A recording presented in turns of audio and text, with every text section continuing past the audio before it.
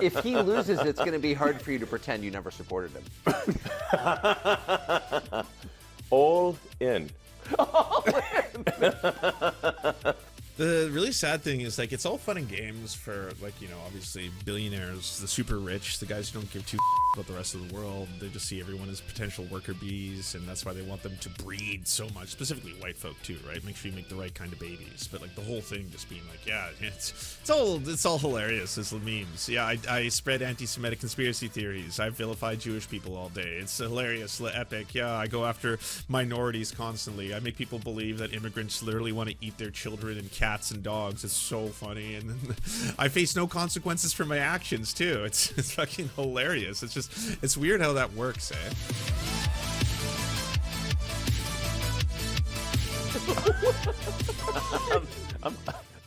You're fucked, dude. I'm fucked. If he loses, I'm fucked. It does seem that way. You can't just be like, yo, Yeah, I'm like, how long do you think my prison sentence is going to be? Do you think? Will I see my children? I don't know. because it's not like you can say. You don't do that now. So you lose nothing. You already don't see your kids. Well, yeah, I maxed out to him, but you know, I get. You were I have no plausible deniability. No, and I've been trashing Kamala nonstop. Oh, I know. Well, I mean, the Kamala puppet, I call her, you know. The machine that the Kamala puppet represents. Yeah, she's irrelevant. I mean, she's Yes. not even. No, I made a joke which I realized I deleted, which is like nobody's even bothering to try to kill Kamala because it's pointless. What do you achieve? Nothing. No, it's totally Just find right. another. This is the side that keeps saying tone down the rhetoric, by the way. You keep hearing that. It's like, oh yeah, all of you libs and you lefties, you've been saying that Trump's Hitler too for so long that people are actually trying to kill him. And it's like, Republicans, right-wingers have been trying to assassinate Trump, because that much is true. You might want to look within your own home. The call is coming from inside the house. Seems like Republican gun owners are the ones who are trying to target Trump right now. Either way, yeah, this is the rhetoric that you get from, you know, the right to the far right. I guess, yeah, you can say the far right since it's Elon and Tucker here, but basically just straight up being like, well, yeah, I mean, no one's going to kill Kamala because there's no point. She's a puppet of the deep state, as we all know. Puppet. Exactly. That's. It's no point in It's deep and true, though. Nobody's trying to kill Joe Biden. It's in. It would be bless you. pointless. Totally. How, like, high up in the puppet strings was Nancy Pelosi's husband, Paul Pelosi? He has less power than any of the people you've mentioned so far, and someone tried to assassinate him, trying to fucking bash his skull in with a hammer. Was, I guess, he just an outlier? Yeah, it doesn't really count. You actually put that up? Yeah. Now, some people interpreted it as though I was calling for people to Of course. assassinate her, but I was like, no, even I was like, doesn't it seem strange that no one's even bothered to try?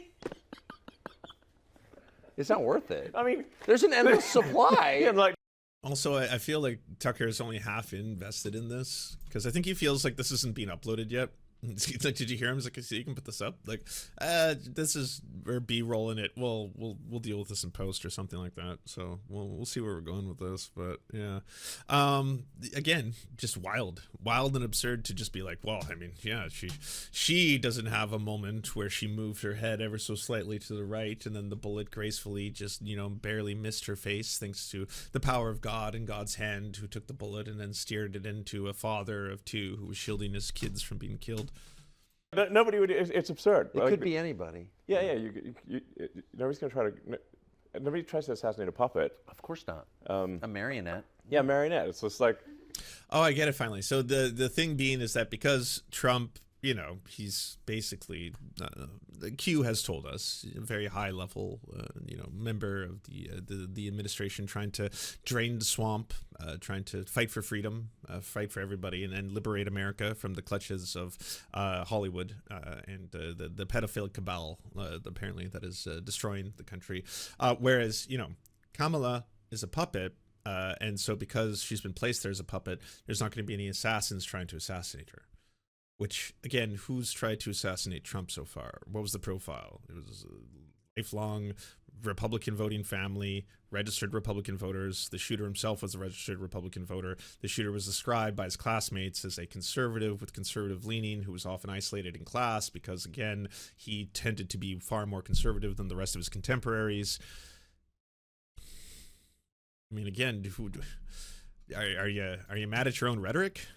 You know, That's hilarious. yeah. What? She's safe. Like, like to try to kill Trump twice with actual guns and bullets.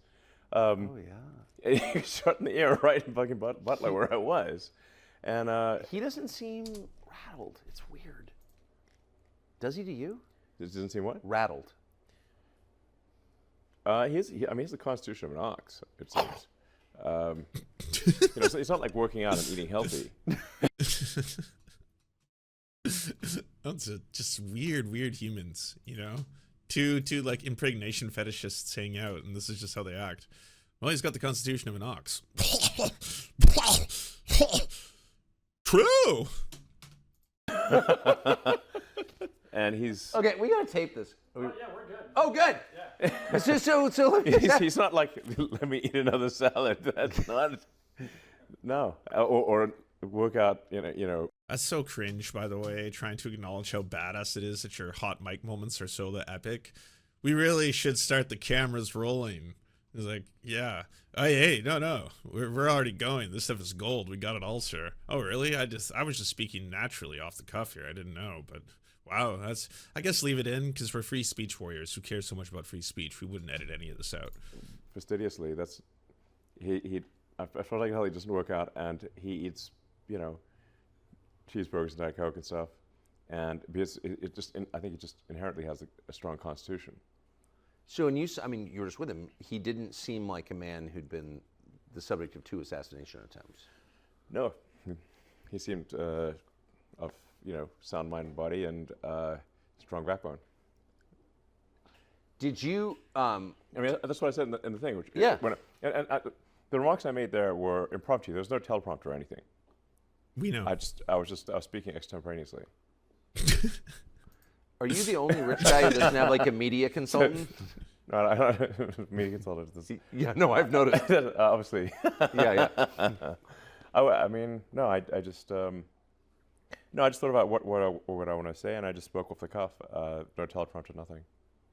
Good for you. Yeah. I can talk. Just look like now. I'm just talking. Look at me. Wow, amazing. Can you believe it? I can talk without a teleprompter. That's crazy. Yeah, I know. Everyone was making fun of you for it. We were like, you should have used a teleprompter. You should have prepared a speech. That's why you spent the last 4 minutes of your entire 7-minute total circling back to you should register to vote. You did it 3 times in a row. You really need to register to vote because if you don't, you can't vote. And I don't know if you know this, but the place I used to live, California, they're taking your voter rights away. It's a thing, real. You should register to vote. What's the website again? Vote for Trump swap, something like that. Trump's just like, yeah, sure. He had no idea. And I'm like, okay, sure. Go to that.com. Register to vote. Go do it. But if he loses, it's going to be hard for you to pretend you never supported him. All in. In the deep end. Yeah, no, you are definitely in the deep end. You cannot touch bottom. No, I'm like rolling around. The really sad thing is it's all fun and games for obviously billionaires, the super rich, the guys who don't give 2 fucks about the rest of the world. They just see everyone as potential worker bees, and that's why they want them to breed so much, specifically white folk too, right? Make sure you make the right kind of babies. But the whole thing just being it's all hilarious as the memes. Yeah, I spread anti-Semitic conspiracy theories. I vilify Jewish people all day. It's hilarious, epic. Yeah, I go after minorities constantly. I make people believe that immigrants literally want to eat their children and cats and dogs. It's so funny, and then I face no consequences for my actions too. It's fucking hilarious. It's weird how that works, eh? Like a pig in mud. I'm like, it's all in, baby. Is it fun? Yeah, it's pretty fun. How? I mean, I mean, there may be some in the hopefully unlikely event that he loses. There may be some vengeance on me. Were you kidding? I mean, it's possible. It's possible. You've got to be one of the biggest government contractors. Yeah, and that's just the reality of the world, and that's one of those things where, like, he knows he's just trying to be the epic for his entire fucking weird ass, like the grossest, the Ian Miles Chongs of the internet, his fan base, who are just like, holy shit, bro, oh my god, that guy said fuck the New York Times, can you believe it? Le epic, he's doing it, he's about to big Chungus live on Tucker. Contractors. We do essential work for the government. Yes. Yeah, but it's not like, you know, we do useful, essential work. Right. That we compete for and win contracts on because our product is much better and costs less. That's why we get government contracts. No, and I mean, if you take, for example, the NASA contract to transport astronauts to and from the space station, NASA awarded 2 contracts at the start, one to Boeing and one to SpaceX. Boeing was awarded twice as much as SpaceX. SpaceX has done all the astronaut transport from the space station, and Boeing has only done one transport of 2 astronauts to the space station, and we had to bring them back. Boeing got twice as much as SpaceX. There's this total misunderstanding that my companies have been subsidized and supported by the government and get all these, and it's like, do you really think that a Biden administration is going to subsidize me? Probably not. Are you kidding? Wait, sorry, what? You've been getting subsidies from the government for years. Do you think they're intentionally, like, targeting you now? Like the money's no good? No. In fact, they take away every contract they possibly can. So, for example, there was the FCC contract to $42 billion for providing rural broadband. Yes. Okay. I'm just curious. Elon Musk is speaking out against government subsidies. Here's a list of the billions that he's received. Tesla CEO Elon Musk visits the Gigafactory Berlin construction site. SpaceX lands a $2.89 billion contract with NASA in April 2021. SpaceX founder Elon Musk speaking about Starlink. In April, NASA selected Musk's aerospace company SpaceX for a $2.89 billion contract to work towards landing commercial humans on the moon. Musk beat out Jeff Bezos, aerospace manufacturer Blue Origin, for the contract. SpaceX signs a $653 million contract for the U.S. Space Force in 2020. The SpaceX Falcon 9 rocket carrying 4 astronauts launches from NASA Space Kennedy Center. Tesla accepts certain payroll benefits from federal government, $600 billion for 2020 pandemic stimulus. New York State put $750 million towards Solar City plant in Buffalo 2016. Someone's prior to Biden. Solar City receives $497.5 million in grants, additional tax credits by 2015. That one's outside of Biden. As of 2015, Tesla sold $517 million in environmental credits for competitors per federal mandate. Tax credits for consumers also help more to sell them cars. Nevada provides $1.3 billion in tax breaks and other incentives for Tesla's Gigafactory in 2014. SpaceX receives $50 million from the state of Texas in 2014. Energy Department loans Tesla $465 2010. So, like, it seems like he's got to be one of the world's biggest welfare queens of all time, right? But then, in addition to all that, yeah, he has received billions of dollars under the current administration as well. We actually first said, look, we think there shouldn't be any subsidies, so we recommend that this program just not exist. But since you're insisting that it exists, we will compete, and we have better products. So we won, I don't know, about a quarter of it, which would have included the devastated areas like North Carolina and stuff. And the FCC took it away illegally. They just voted. 3 out of 5 commissioners voted away and said, even though you want it, we're rescinding it. On what grounds? And do you know how many people they've connected? How many?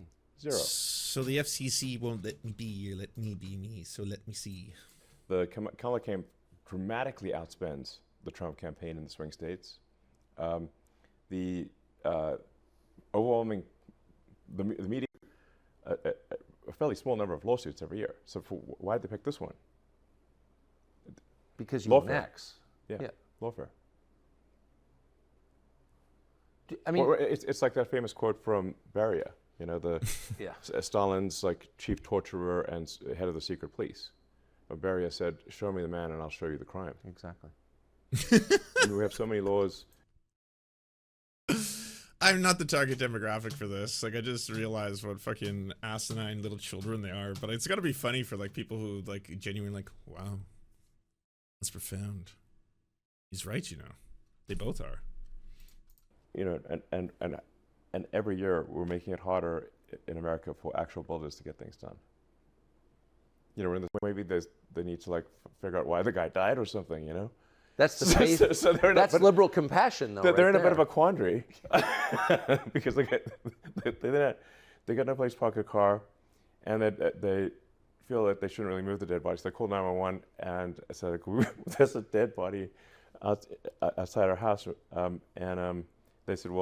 How is this like, you know, one of the richest, most powerful men who's directly now working with the potential future president of the United States? How is he so profoundly boring? Is there nothing of interest for you to talk about? Yeah, smart. Besides just Super smart, lies yeah. about how much you suffer. And Life is so hard. I'm losing all my contracts under Biden. He's specifically targeting me. I can't believe it. Existence to come into being. What is the nature of that creator?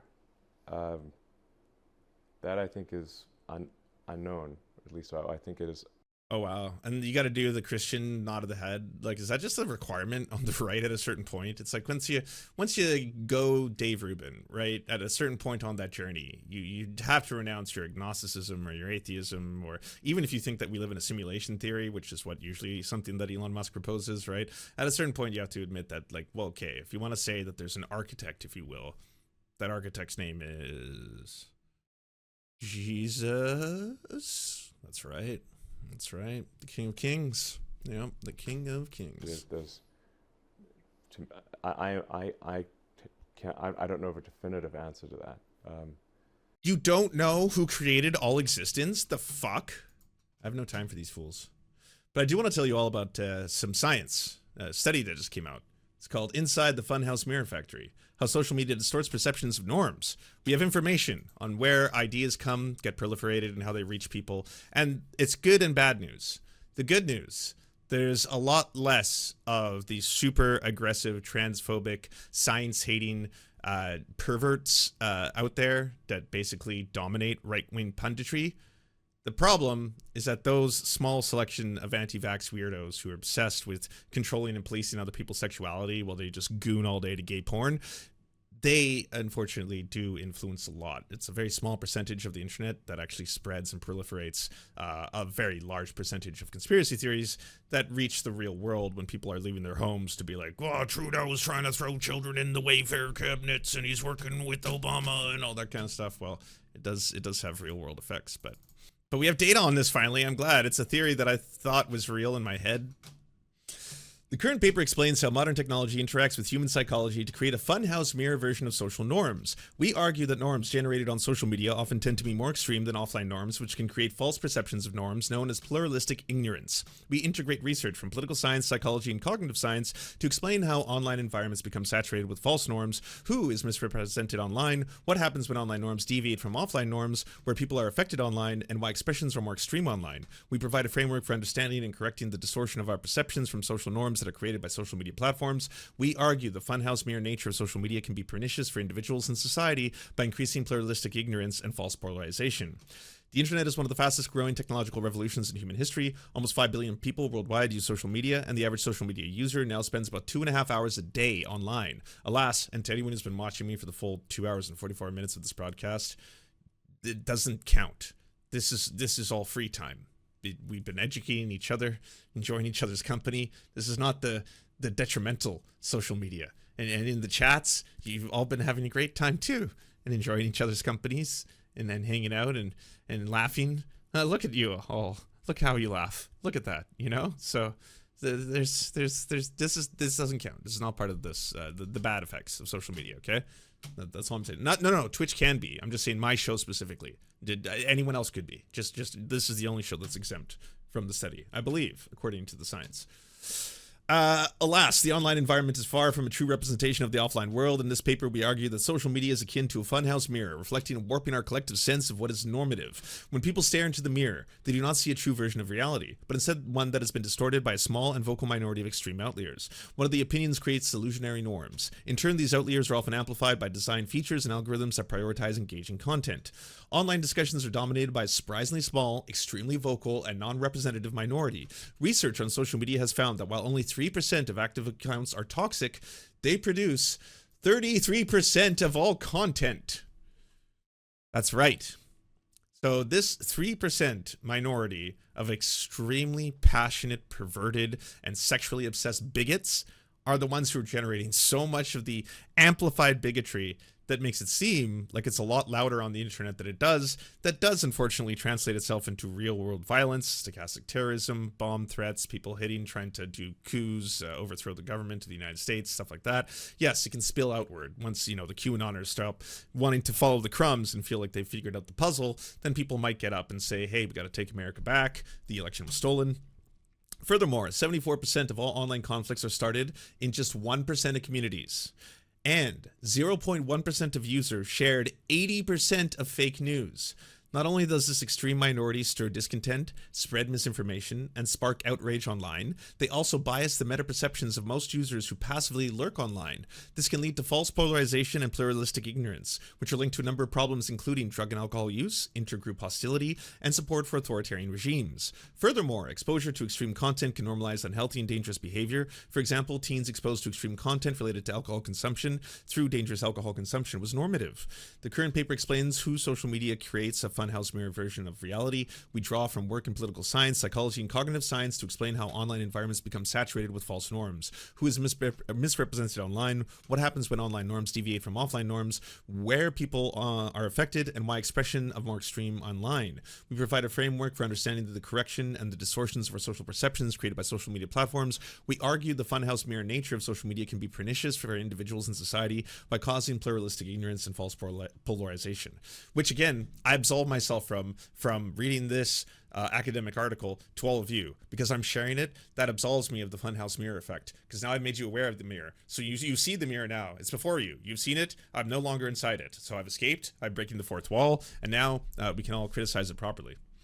Social norms, I can't even pronounce the words I'm trying to convince you of. Social norms are defined as predominant behaviors, attitudes, beliefs, and codes of conduct from a group. Norms are powerful because they inherently tied to the people's social identity. The norms one follows signal what group they are in and strengthens their ties within the in-group. Once a norm has been established within a social group, new group members are especially quick to learn and follow the new norms, and those norms are relatively impervious to reinforcement learning. Conforming to norms demonstrates commitment to the group, whether that involves supporting group values, policing wrongdoers, or adopting specific worldviews. When a norm is ambiguous, such as deciding whether an action is permissible, people base their decisions on the group consensus. Thus, correctly and accurately detecting social norms is critical for social acceptance. Detecting social norms can be a challenge, as it requires one to attend the behaviors and opinions of that many group members to form a model of how to behave. Thus, rather than encoding and memorizing each individual member of normative behavior and opinion, people instead form an average representation of a series of exemplars in a group via the process of assembling and coding. Assembling encoding is cognitively efficient, allowing people to encode a single representation of a set of stimuli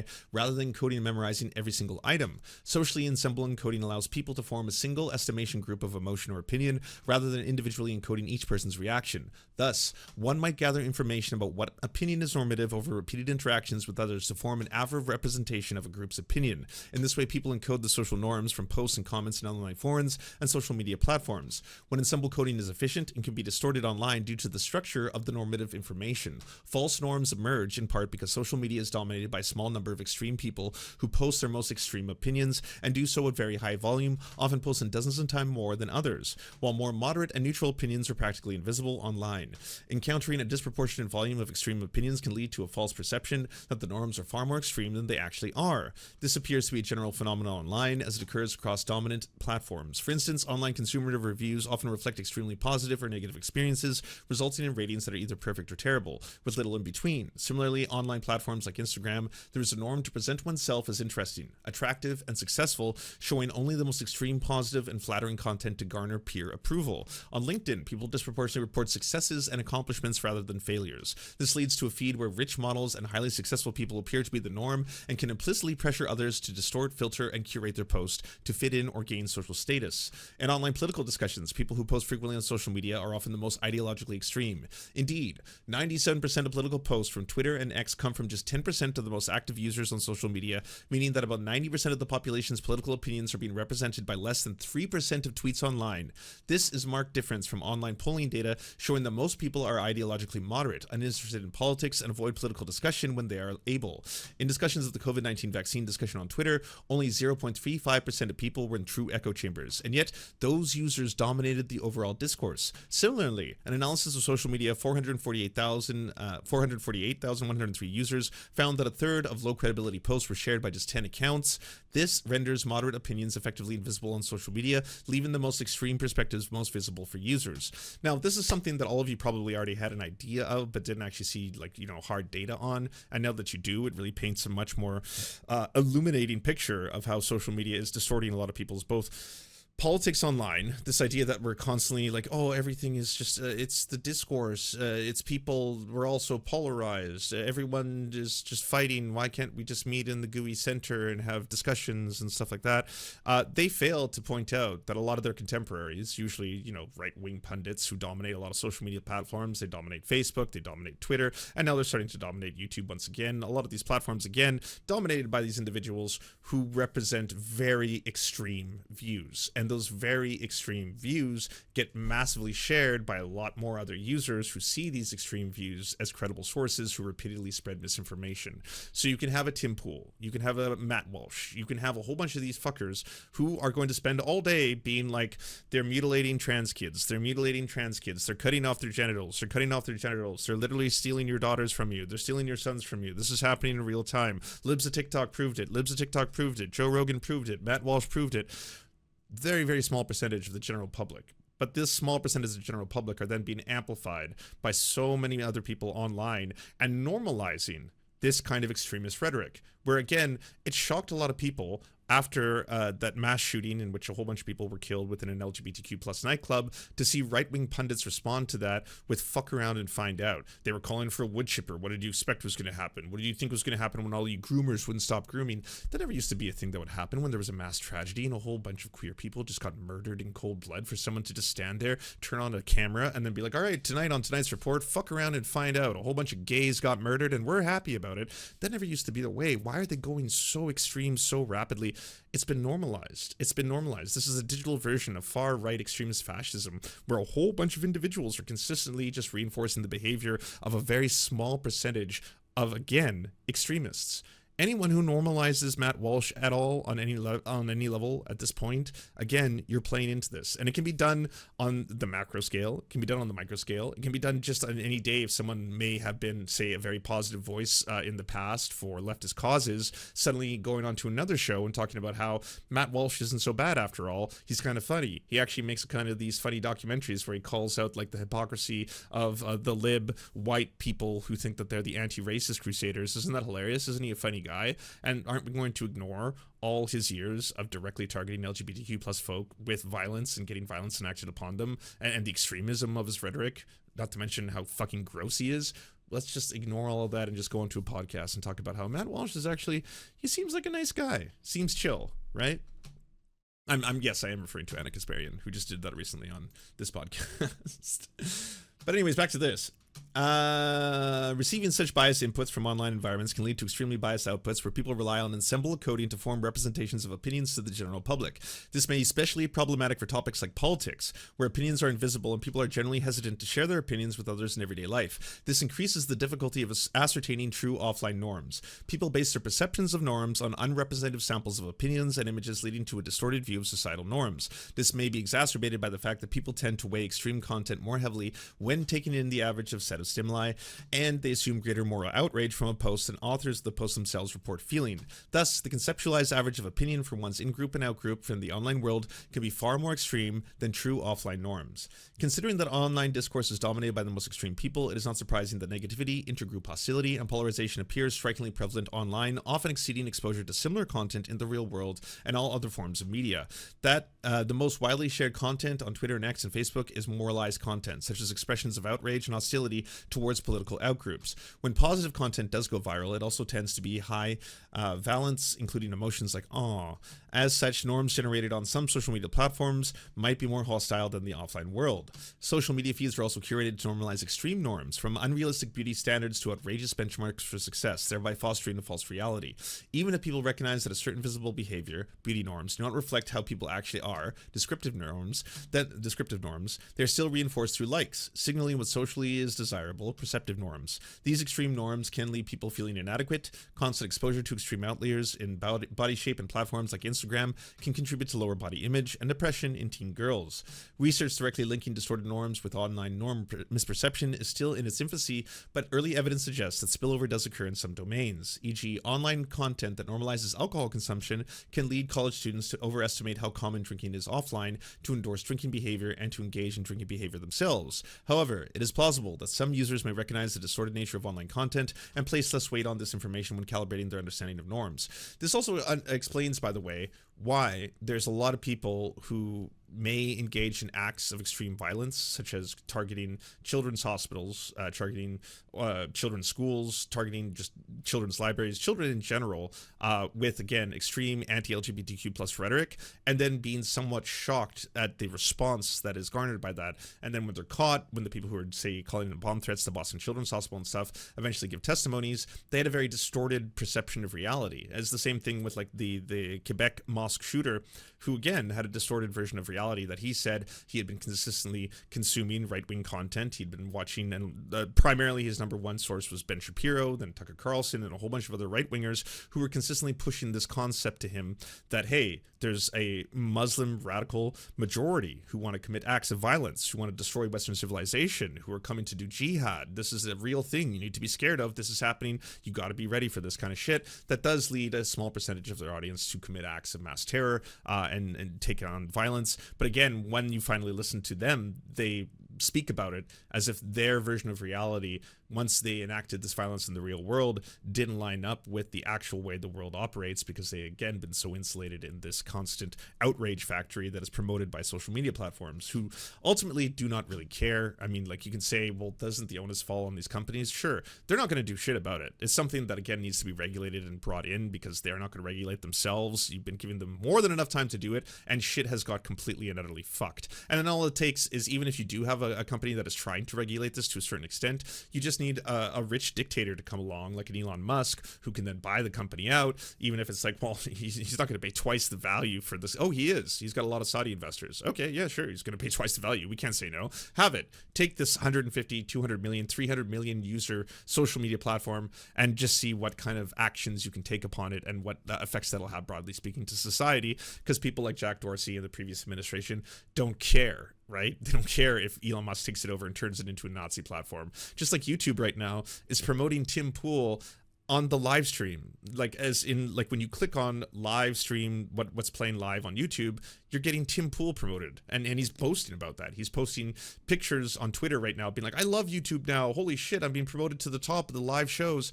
This is a guy who just got caught taking hundreds of thousands of dollars from a Russian connection in order to promote, again, disinformation within just American society. That's something that just got revealed, and then I guess YouTube was like, sure, whatever, we'll put him to the top of the live stream political shows. Well, then, yeah, that's going to have a net negative effect to people who might not otherwise watch Tim Pool, to suddenly see, whoa, this is the top recommended live stream. Tim Pool, what is he talking about?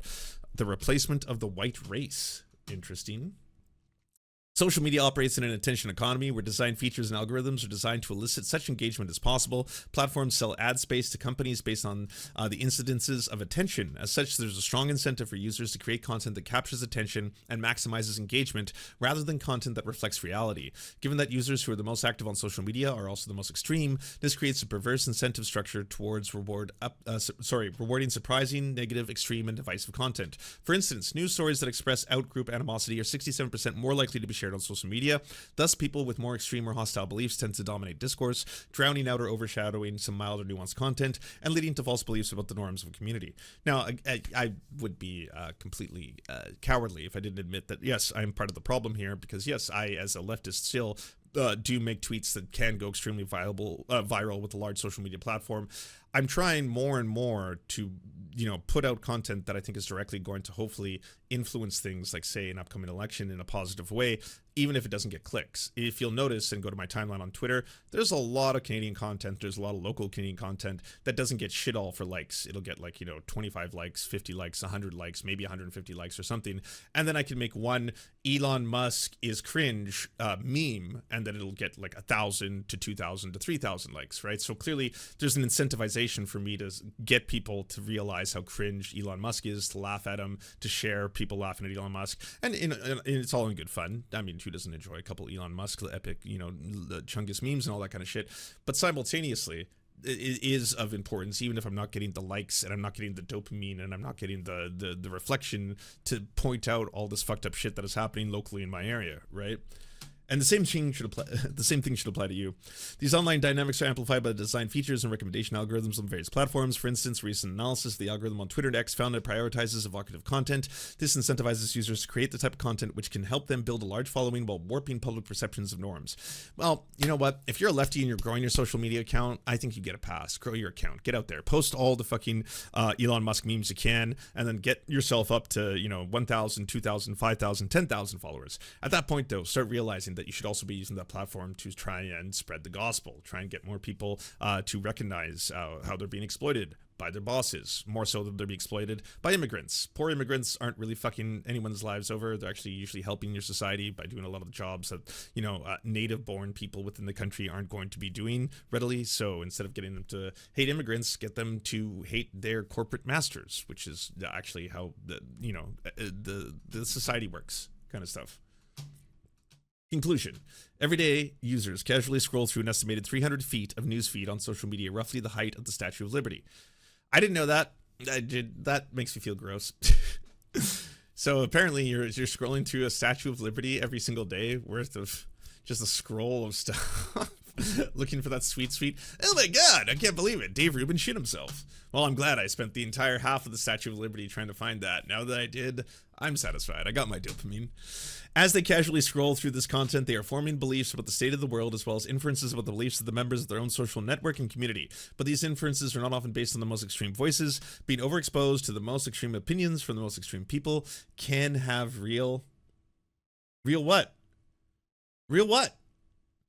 Well, to find out, I guess you have to go check out Inside the Funhouse Mirror Factory, How Social Media Distorts Perceptions and Norms by Claire E. Robertson, Karina S. Del Rosario, and J. Van Bavel.